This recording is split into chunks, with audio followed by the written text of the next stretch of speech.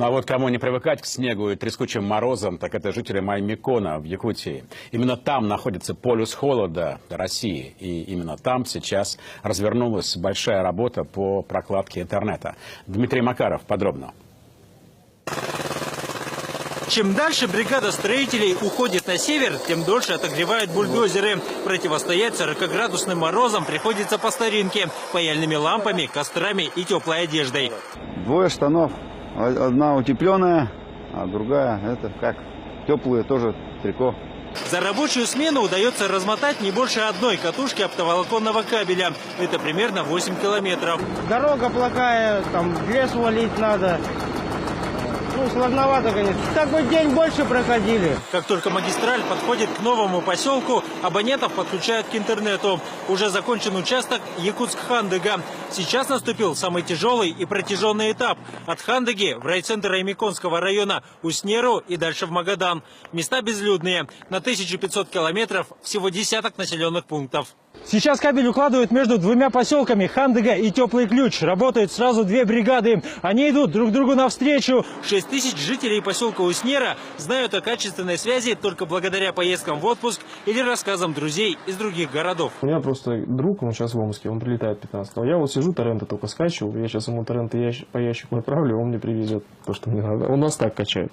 Пока абоненты Уснеры получают интернет от единственного провайдера связи. Доступ к глобальной сети осуществляется через спутниковую систему. Канал ограничен и на всех не хватает. К тому же 1 мегабайт обходится жителям в 2 рубля. Ролики Майнкрафта он просматривал.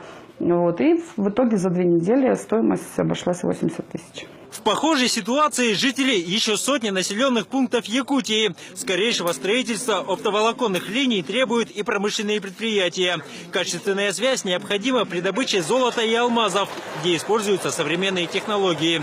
Но для этого необходимо протянуть кабели по территории площадью более 3 миллионов квадратных километров.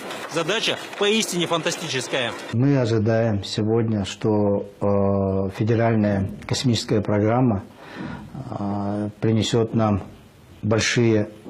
огромные шаги вперед в устранении цифрового неравенства. Это обеспечение Якутии новыми спутниковыми диапазонами. Но все же, куда есть возможность, стараются дойти по земле. Чтобы удешевить проект, решили идти вдоль федеральной трассы Колыма.